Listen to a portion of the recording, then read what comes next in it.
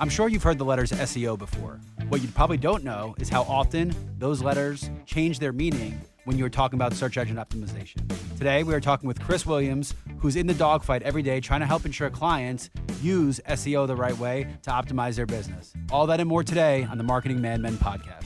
They say marketing is a madman's game. So now we turned it over to the Marketing Madmen with Nick Constantino and Trip Job. Happy Saturday. Trip Job and Nick Constantino here, the Marketing Madmen, recording here from the Battery. And, I think one of the topics we hear a lot is SEO. Yeah. Right? And people just, I think, understand or think they understand the SEO and how, boy, this can change my, my business, my website. And I think it's one of those, look under the hood type things. And I just don't think a lot of people realize there's so much to it. Yeah. But maybe more importantly, how do I work with someone who really not only understands SEO and what's going on, but how can they relate and understand and make it work with my business? Yeah. Yeah. And I think you need an analogy here. So SEO to me is let's take the interstates of this country, of how mass connected it is and how there's on and off ramps everywhere. There's state roads, there's city roads, there's county roads, there's bridges, there's things out. If you look at that mass, if you didn't have a map and you just started driving, that is like trying to find your website on the internet without any sort of SEO. You just start driving. Will you get there? Probably. A compass will probably get you where you're going, but you're going to be in parts of this country where you're going to be like, what in the hell just happened? Yeah. So, if you're in a space, a crowded space, if you're in a non-crowded space, it doesn't matter. If your system is not speaking to the internet of where you show up, you are screwed. And that is what SEO it is. It is optimizing your content, product, service, what you offer for the language that the internet speaks. Yeah, and that's it. That's oversimplifying it, but that is what it is. And it's like anything else. It would literally be like me walking into Malaysia and trying to sell engineering products in English to a Malaysian person that only speaks Malaysian. It's just not going to happen. It's just there's no chance it's going to happen. That's quite the visual. But you know what I'm saying? No, I think that's a good way to put it because I think one of the things that over the years I've seen is the biggest challenge and where people get frustrated with SEO is, they come back and go, I hired a firm and I spent all this money and it really didn't, it didn't bring me anything else. I got a lot of leads and guess what? The leads were from Malaysia or the leads were from And just on fact Oklahoma. checking here, the language is not Malaysian, it is Malay. Malay. Yes. All So right. I apologize, but we're fact checked. Go on. Yeah. Okay. Well, we I think probably lost 2 listeners. So That's okay. Anyhow, but I think that's one of the problems is someone will go, okay, well I'll set up your keywords, and they do it from a mass perspective, or okay, we were talking a while one of the last episodes about playgrounds. Okay, we set it up for swing sets or whatever. Well, guess what? You don't want to be showing up. If you're here in the Southeast, you don't want to be showing up in Seattle and Oklahoma and paying for that. And I think that's what a lot of people forget, and they don't really work around is, do you have a geographic need? Yep. Do you have, where do people, how do they look at things? It's not always, the keyword, playground, etc. In some cases it is, but how do people search? What are they looking for? Do you really understand, what the end game is that they're trying to find? Sure. And don't assume Google knows you're in the Southeast. Yeah. Don't assume that, because if someone writes Playground Southeast, then you are shrinking your pool of what you're looking for and your competitive set also. So that's the other part of this is, ultimately Google, call what it is, the engine, they want you to be as engaged with Google as you possibly can. So if your business doesn't have a Google My Business that is tied to your account, if you're not doing every step of the way to play within their parameters, and that's what I think the biggest change has been, is because of the walled garden approach where you're either doing this with Facebook or you're doing it with Google, you're playing within the parameters that they set out. Most people have embraced that, but there's still some people that try to fight it like they're going to beat the system. Yeah. Okay? There will be 1 out of every 100 million people that find a way to beat the system. Otherwise, you got to work in the parameters and you got to know what the parameters are before you do it. So one of the biggest changes that you see in SEO these days is everything is very content based. Yeah. Okay? LinkedIn, Google, Facebook, they want you to stay within their ecosystems. How do you do that? By offering more engaging content. So they all want you to stay there. So they are rewarding websites. It used to be images were great. No, you need video content now. You need content that is not being found anywhere else. Because if it's going to go through your site and find that you have 6 AP feeds, Why are they coming to your site? The AP has it already. So it is that is the biggest change. Yeah, you got to have the content organic to the site you're on, and I think a lot of people miss that, or they just want to maybe post content in one place. Let's say YouTube if they're in videos, and that's fine for YouTube search. But when you start looking at other things, you just start to lessen your likelihood of having that content be relevant. Yeah, and relevant, that's the biggest word. It has to be relevant content, because for too long people were just throwing garbage out there and just thinking it was content. So here's a couple of things that personalization. Yeah. Personalization is very important. So your website has to be different things to different people. And how does Google know that? Well, because anything you put there is being stolen and used elsewhere. So don't kid yourself for a second. Second one, user-generated content. This is a really big one nowadays. Do you have platforms for reviews? Are you letting people submit? Are there blog posts? How are you letting users engage with it? Because again, if they're engaging, they're staying on the internet. Live chat. Again, have not had good experiences with this one. I know it's a bot. By the time I get somebody, it connects. In fact, you want to know a funny, easy story? If you ever want to get what you want from Comcast, try to chat with somebody about what you need. The person is in another country. Then show up at the Comcast store, slap the transaction on the chat transcript on this thing, and be like, "Look what I just dealt with." You'll get whatever you want. I've done it 5 times easily. And then you got cater to your shopping cart, which is really important. Like, ultimately, if you are selling a good, for us, it's not a shopping cart, it is streaming. Cater to that. That has to be the focus. If you are selling a good, why would you have anything else be the call to action? Why would anything else be there? That is the one thing that is there. And the last one is a responsive website design. For me, that was our biggest change. Responsive in the sense that if the Braves are in a tight game, does the website reflect the fact that the Braves are in this game and you should consume us now? Those are the ones those are the biggest steps to SEO nowadays. And look, it's going to change in 2 weeks probably. Well, that's the biggest thing. I mean, is talking to a lot of people who've been in this space, for years. It's Google's always changing, right? And they, these are experts that have a hard time keeping up with the latest change in the algorithms, the latest focus, et cetera. So, like you said, trying to beat the system, you're not going to. It's ultimately, who cares if you beat the system or not? The goal is, what are you trying to bring in, all right? What level of investment are you looking to spend, and how much are you trying to improve either your revenue or your profitability? Right. And what are the metrics in which you're using to decide that? Because it might not be e-commerce, but you might see a spike in user retention, or you might see a spike in employee retention because of the website. That's the other big change. Like, it used to be B2B companies didn't need websites. Now everybody needs a website. It doesn't matter if you're selling copper wiring, you need a website. Even though 10% of the world will ever even care, you need a website nowadays for employee retention. There's so many reasons behind it. So I think you're right also, though. You need to hire somebody. You're not doing this. You're not doing this game yourself. Now, if you implement with somebody and someone trains how to do things daily, update blog posts, clear out bad pages, make sure your hyperlinks are right, link back, it is stuff that can be done. There are tools out there that can be utilized. SEMrush and others out there are great tools that will help guide you, but you're not going to want to put it in yourself. Yeah, and I talked to Chris about that. It's funny because the first time we did SEMrush, I mean, the report is terrifying. If you have never done SEO in your life and you run that report, I mean, you'll never see more Ds. I mean, put it this way, like, you're not even getting out of elementary school with the report card like this. Like, you're screwed. So it is, and it's daunting, but at the same time, a lot of the fixes are much easier than you think. The fixes are like, hey, there's not just Google Maps.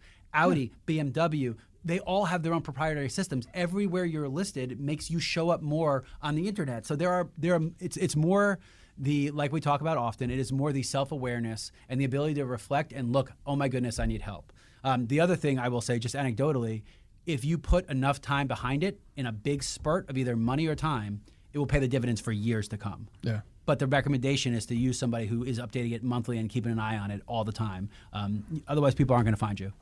No question. And, I think that goes back to don't view it as a quick fix. I think that a lot of people view it as, hey, this is something I need to jump in, jump out of. I got a little bit of money right now. Business is slow.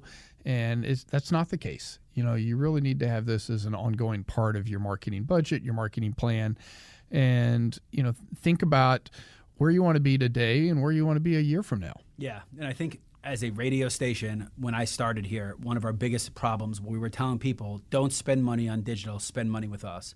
And let me tell you how broken that is. Right. Okay? You got to do it together. How could mass media work when somebody puts your business name in, your top competitor comes up because they're Google bombing you? How could that possibly work? If you do not have a plan, in fact, one of the best things that have come out of you and I doing this show is that if you Google my name because of this show, because its presence on social media and podcasts and all this stuff, my name comes up first. I'm not saying it's not John Smith, but like there's a lot of Greek Constantinos in this country, I promise you, and I show up above it because of this stuff. So sometimes SEO is just that, is just having content out there with multiple touch points. But if you do not have a strategy to how people are going to find you, you are strictly relying on word of mouth advertising, which means your scalability is tiny. There's no scalability for you. And if you're if you're out in the remote areas of Georgia and others, that may be perfect. But if you're in a metro area, you're competing every day with somebody new. So,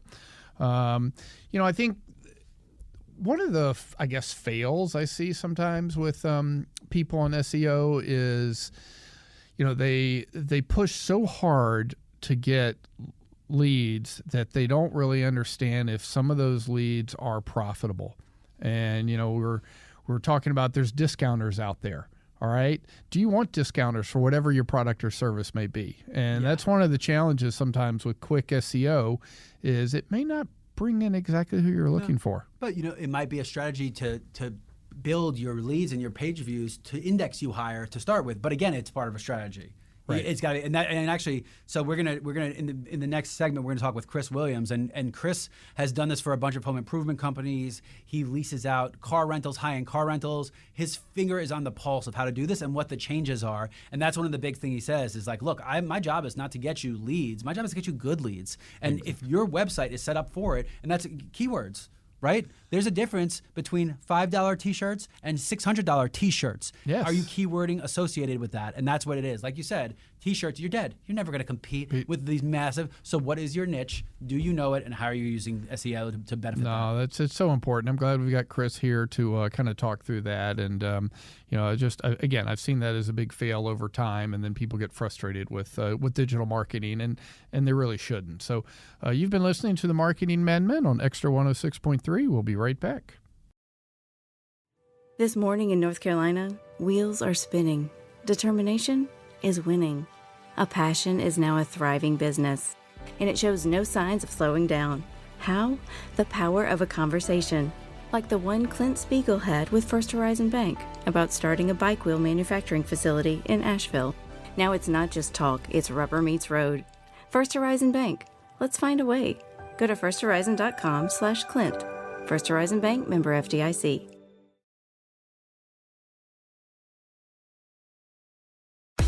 Now back to the Marketing Madmen on Extra 106.3 FM. Welcome back to the Marketing Madmen.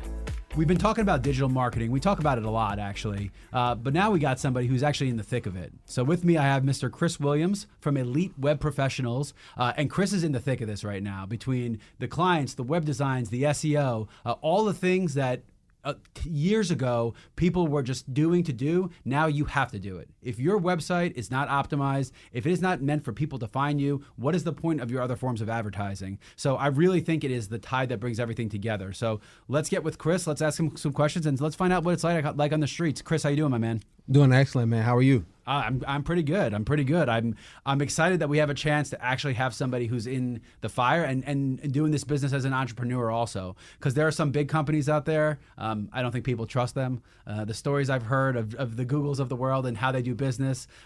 So what's most important to me, how did you get into the industry? How long have you been doing it? And we'll use that as a jumping off point. So I've been doing websites for over 13 years. Okay. I started out with a yellow page company. Shout out to yellowbook.com. Okay.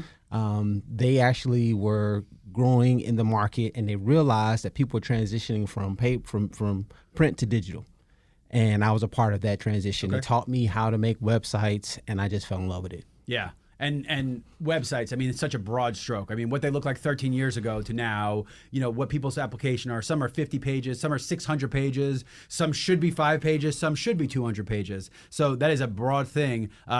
What is your favorite part about designing websites, and what do you think people most misunderstand about designing websites? I think if I was to think, the most misunderstood thing about making websites is the concept of it's only for leads. That's one of the tools that you can use your website for. Okay. You can generate leads. You can use it as a tool to generate new employees. You can use it to help with your sales process. You can use your website to take payments. So there's so many different ways you can use your website. The actual website should be a solution to your users' problems and to your problems as a business owner. Make your job easier, as well as the people who are searching for what you do. Yeah, one of the biggest changes that I've seen is the B2B space, and people who didn't really see consumers ultimately did not have good websites. They didn't feel the need for it. Nowadays, everybody needs a website. It doesn't matter who you're selling, what the good is going to. If you don't even expect a purchase to happen on that website, it's still better do a damn good job of telling the story of who you are. And I like what you said about recruitment. That's one that is, when people go to look for a job, and they go to your website, it's a bad website, what do you think they think about you? Now, at the same time, I've also seen the best companies in the world with terrible websites, and I've seen the most terrible companies in the world with the best websites. Right. So sometimes it's not always a direct correlation to what kind of business you are, but still the need for it is there. So so what's your favorite part about designing? Is it mapping this out? Is it the actual visual punch that goes into it? Is it helping a client see the vision of their business? What's your favorite part of it? Well, I'm an SEO, so my favorite part is going to be making it come up on Google. I play basketball. Every time I make a 3-point shot, the sound it makes when it goes in the net is my thing. Well, when I see a website go to the first page of Google, I still get goosebumps. I get so excited about it. Realizing that now this client is going to make money. That's my passion. Yeah, and you know these stats better than I do, but if you're not on that first page, you might as well not be listed. Like, I don't think I've ever looked deeper in my entire life. Like, you might as well not be listed. And just give an idea of how competitive it is to be on that first page. I mean, if you talk about, let's talk about our buddy Dan Watkins. Like, there's still a lot of garage door companies. How many companies are trying to fight for that space in a given industry? So when you do a Google search for a particular keyword, it may be millions of results that come up. Those millions of results are not all separate websites. They're individual pages that you're competing against. So if you look at it that way, you're just competing to show that this page is better than all those other pages, not sites in itself. So that helps with your competition. And that's how they're indexed by page and score and backlinks and everything. So each page is treated as its own entity in theory based on that keyword. Based on that keyword. So that gives you the opportunity to break down your competition. What I found is the company that has the ability to separate themselves with their title, description, keywords, the most relevance on the content of their page. Do you have videos on your page that show the service that you offer? The pictures. And that's a new thing, right? That video has really come into prevalence as I've seen the TikToks of the world, and there's so much focus on content and micro content that Google adjusted those algorithms to benefit people who use video, correct? Correct. And I don't mean to throw you off, but I think this is the kind of conversation it is. How did you find out about that? Google didn't send you a look and a thing and say, here's the algorithm. Is it you're just attuned to it? Do you have resources where you go to see what the algorithms are? Because I've always been told Google keeps that algorithm fresh to make sure they're making as much money as possible, like when it comes down to it. So that's a great question. So every time you're competing in a space, you only have to be better than your competition. So video was a great tool to use 10 years ago, but you didn't have to because nobody was adding video to their webpage.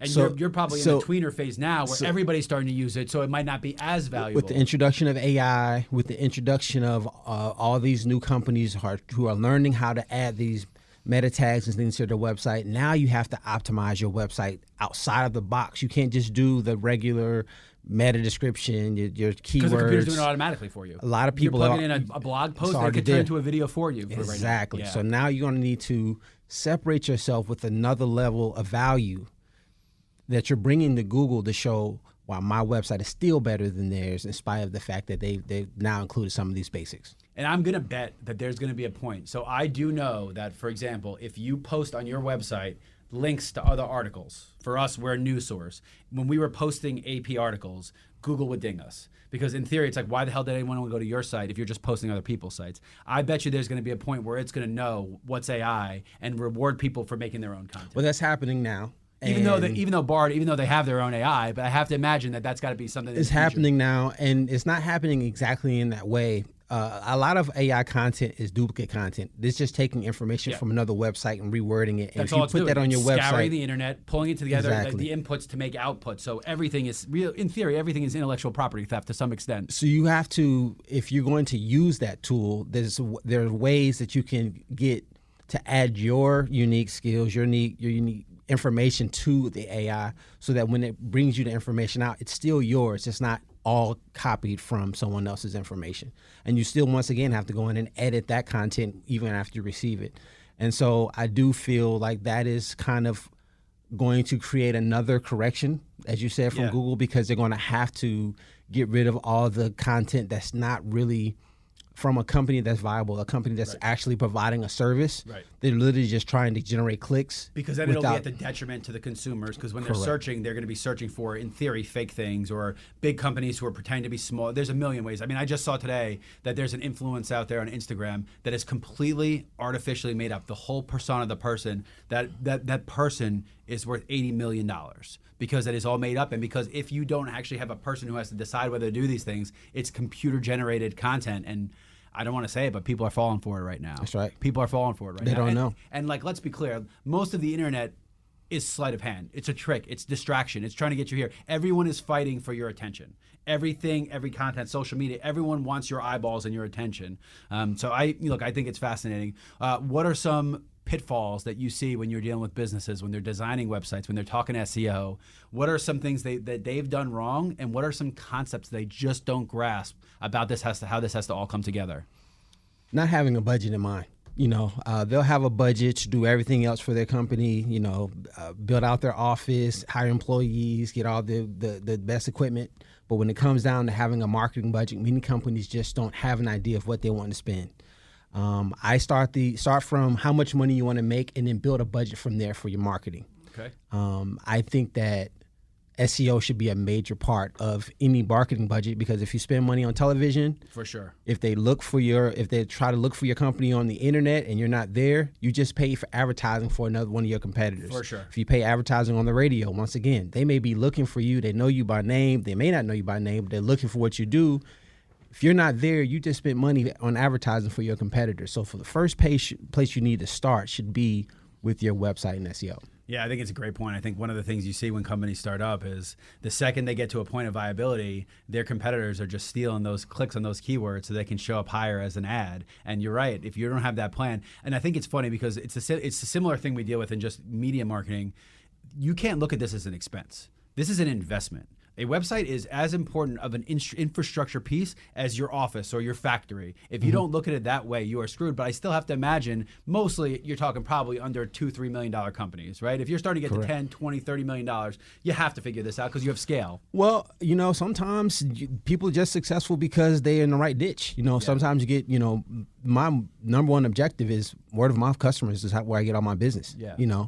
And what I always tell people is that number one, word of mouth customers will always be your number one source of lead generation. If I generate you a customer today from my website, that customer will then turn around and generate you four more leads.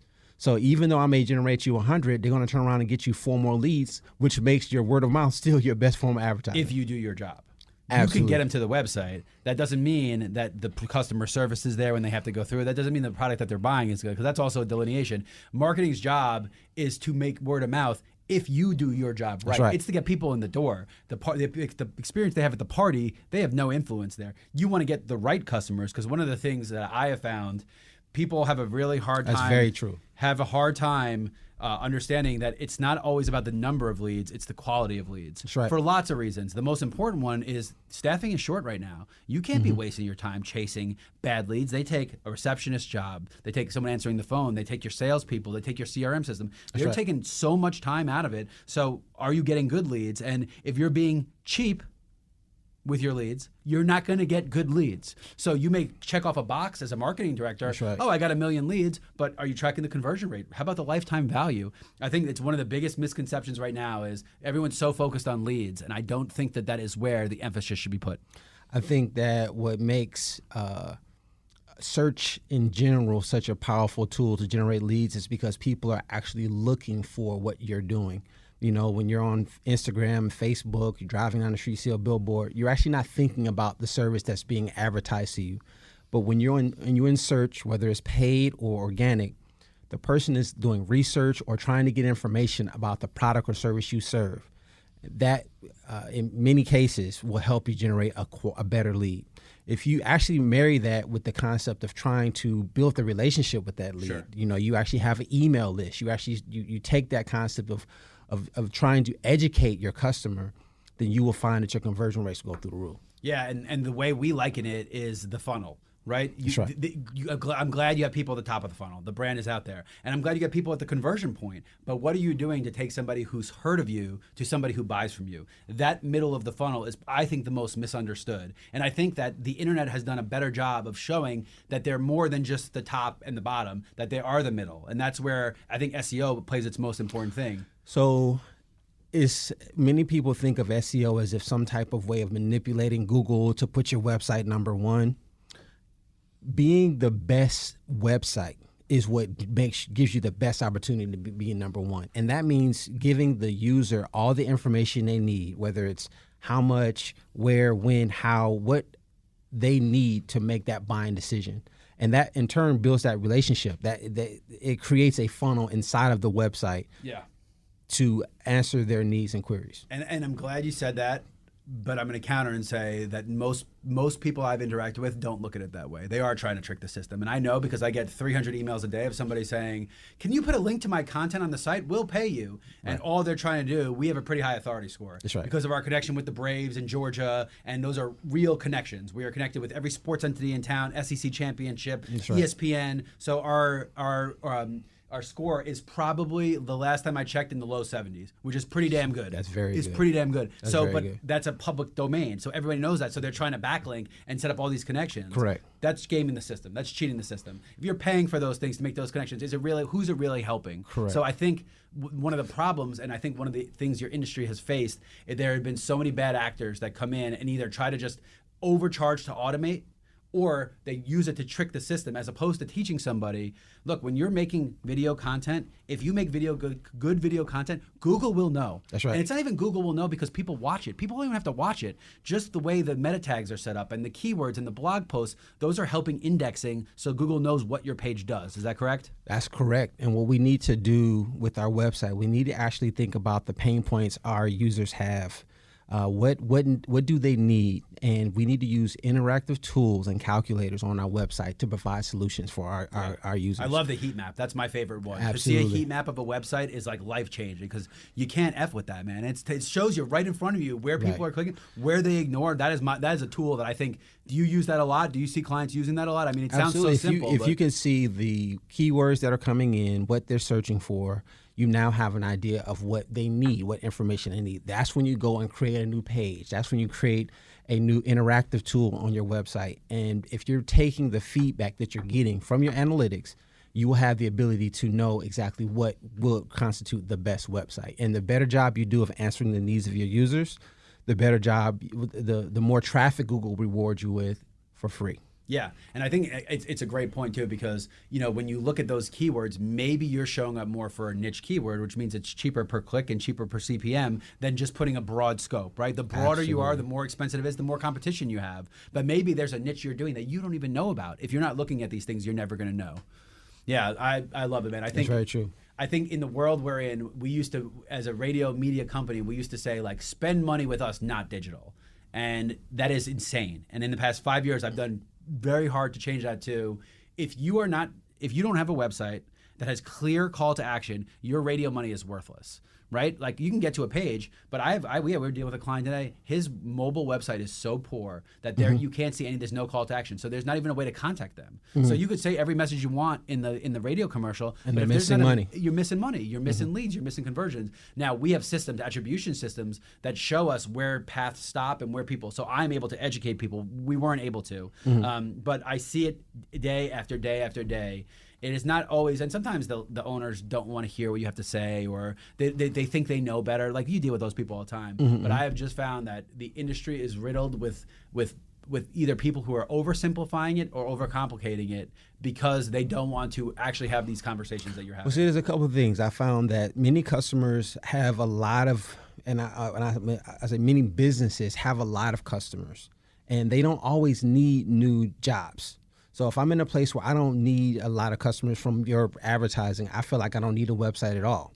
But there's other purposes of your website. What about a portal for current customers? What about the upsell? What if they're a customer now? You still want them to be a future customer. Exactly. And so if you use the website for those solutions, if something changes in the future where you do need your website as a source of leads, you have a tool to use to do that. You have the infrastructure to use to generate those types of leads. And so, a lot of this is just giving them that information and showing them that, okay, look, you got great leads, you got a great business, your customers are coming in, but you also need to provide the solution from people who are searching, because this other company your competitor is using the internet in this way, and they're taking advantage of your market share. Yeah. So I will say, about 3 years ago, when COVID first started, we all were like, what the heck do we do now? And I remember we invested a lot of time and effort in our digital initiatives. And one of the things I remember is that first SEO report that we got. And there were a lot of D's and F's and C's on there. And I encourage everybody, this is not an attack on you if your report comes back poor. A lot of these things are not things that you are ever going to understand. I didn't understand half of it. When it was talking about how you have to lay out the tables that show the structure of the site so it can be indexed easier, and it was crazy to see. But right now, for whoever's listening, go to SEO Rush. It'll give you a free example of what the flaws are. SEMrush.com. SEMrush. It'll give you an example of what. Now, I'm not saying you have to go spend money with them. I'm just saying to see for yourself what the problems with your website are. Half are going to be, oh, you know what? That's an easy fix. I should have done that. But half are going to be, I have no idea what this is. That is how complicated it is. And I promise you, it's not going to get easier. It is only going to get harder. You need somebody who is there, who can respond, and who is actively trying to build and maintain the status of your website. Otherwise, your competitors are going to pass you by one after another. And with that information, if you look at your report and you see that you have D's and F's, you understand why you're not ranking. That's an opportunity to see, okay, if I fix these things, I have a chance to get in the game. And so just taking the steps to correct some of these things, which in many cases are very simple. When I show my clients what's missing on their website, many times they're amazed at, oh, that makes so much sense. I break it down to a way where you understand what's being done for your website. You understand what tools are being used to get you visibility.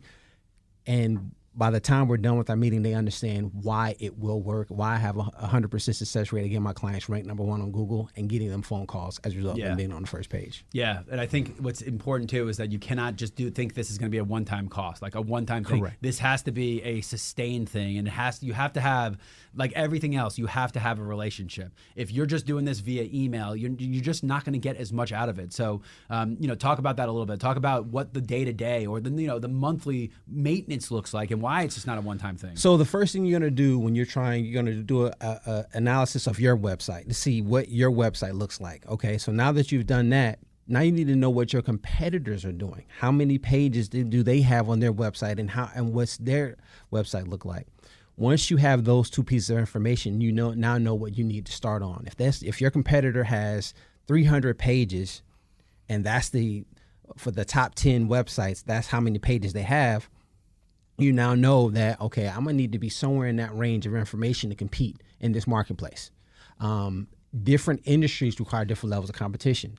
An attorney will require a certain level of competition, whereas a glass repair company will not. right? And that's how much even the clicks cost. Because I know, like, for example, insurance is the number one. It's like $18 a click is insane. That's insane to think about. And if you'd imagine how large is an insurance website, they probably have thousands and thousands of pages talking about anything from home insurance, health insurance, auto insurance, all different markets ways. Have different things. Flood insurance here. There's a million different assets they have too. So when you're looking at how you compete in your area, that's how you start. You should figure out how much. So let's say, for example, we got a website that you need 150 pages.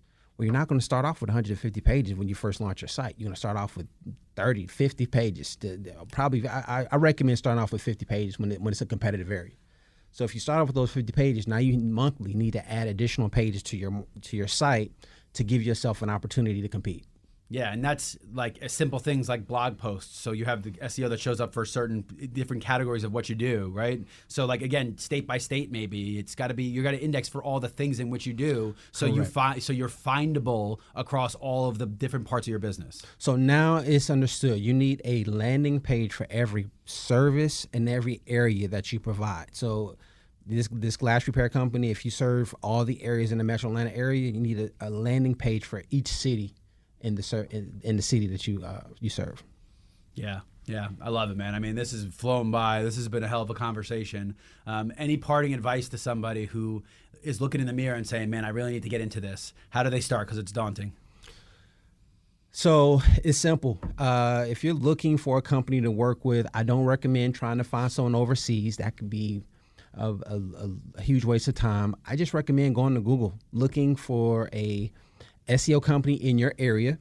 And if you see a company dominating Atlanta website design or Atlanta SEO, 9 times out of 10, that company's demonstrated certain skills and certain talents to be able to dominate in their niche. Yeah. So if they're able to do that, which is website design or SEO, so if they can beat their peers, and trust me, every website design company, every SEO company want to be on the first page. Because even if they are tricking the system, they're smart enough to trick the system in a competitive space. Right. I love that. 9 times out of 10, they can do the same thing for your business as well. I love that honesty. Well, let's ignore what he just said and pretend that they're going to only come to you. So why don't you give them the website and where they can find you? My company is Elite Web Professionals. I'm based in Atlanta, Georgia. My website is advertisingbusiness.org. My job is to make you money. Awesome. Well, I love it, man. I appreciate it. We'll be right back after this, and you're listening to the Marketing Madmen on Extra 106.3. A lifetime of hard work, children laughing in the kitchen, family photos on a restaurant wall, a legacy that lives on. It all comes from the power of a conversation, like the one Tommy Hall had with First Horizon Bank about taking over his father's Charleston-based restaurant business. Now the table is set for a whole new generation. First Horizon Bank. Let's find a way. Go to firsthorizon.com/Tommy. First Horizon Bank, member FDIC.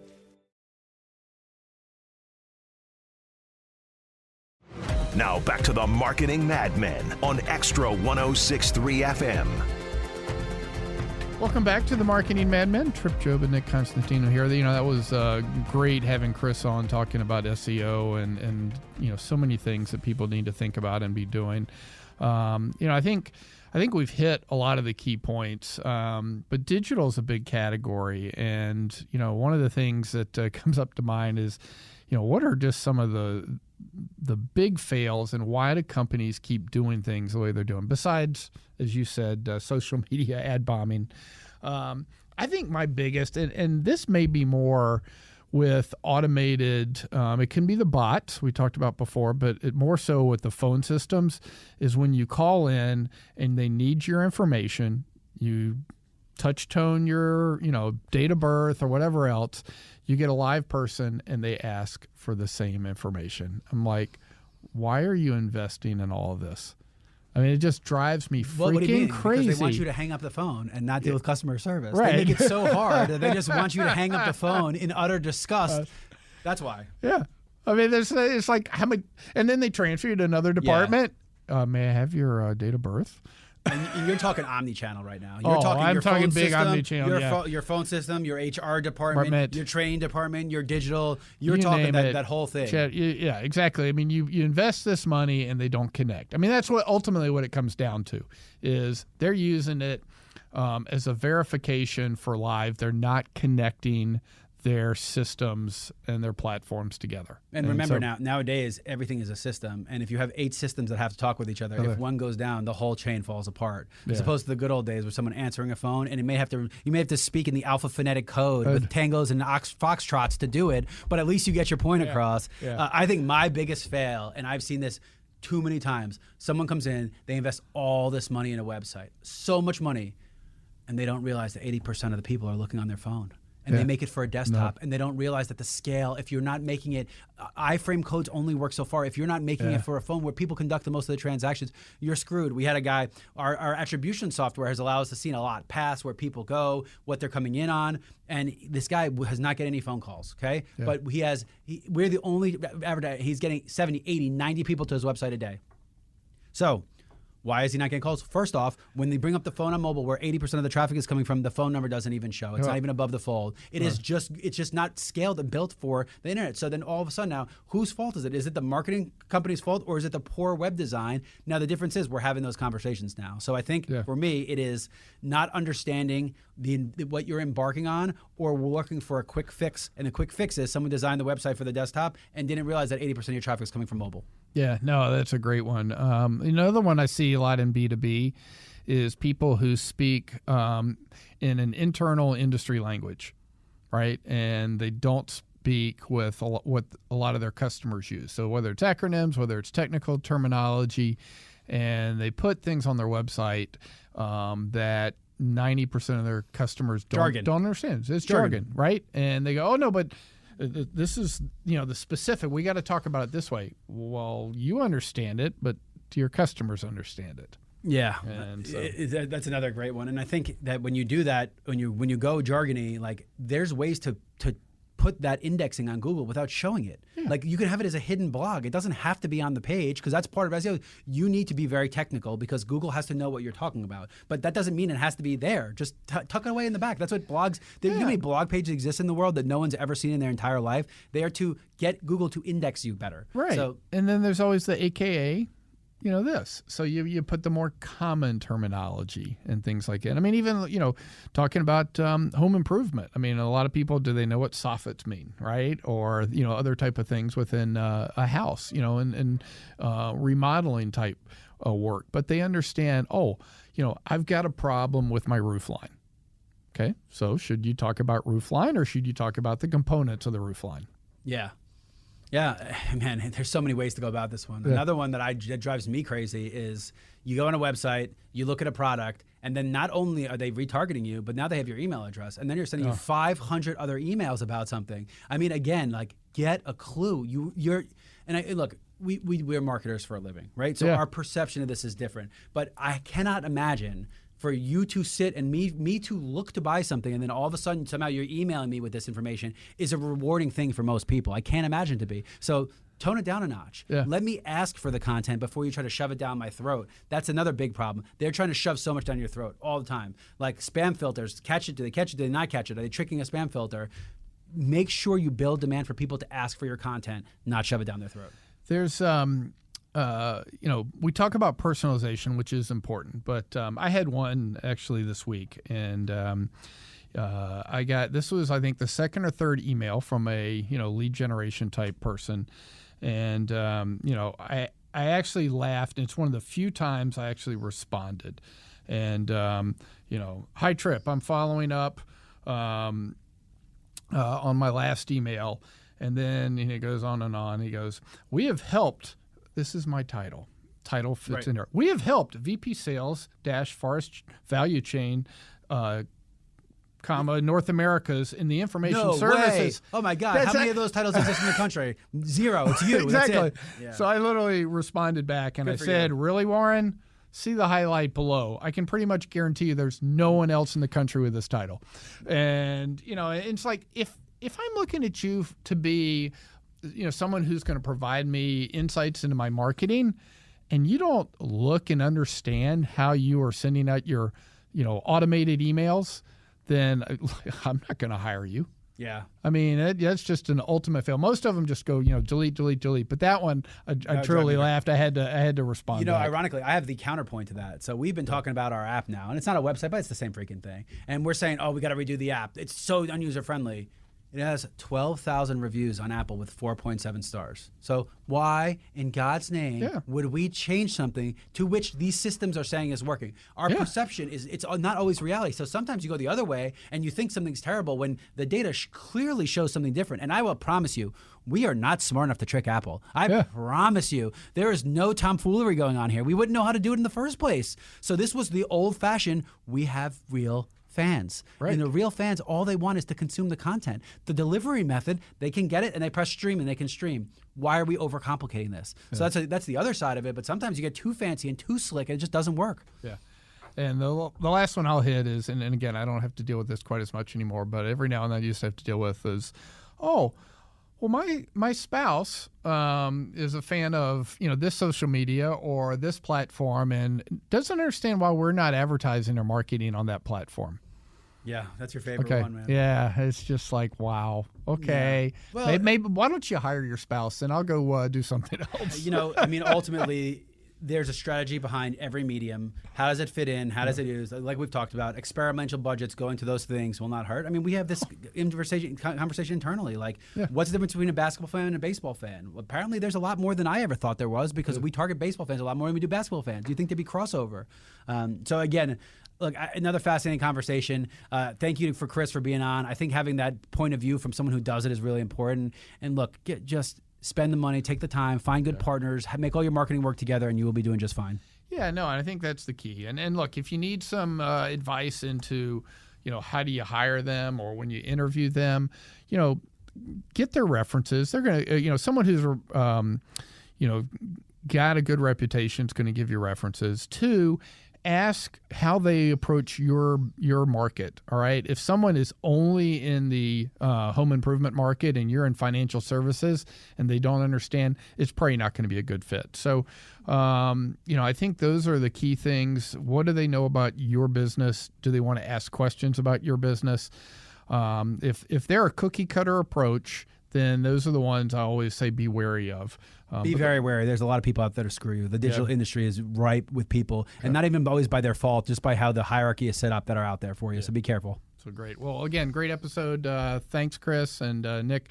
Until next week, we've been listening to the Marketing Madmen on Extra 106.3.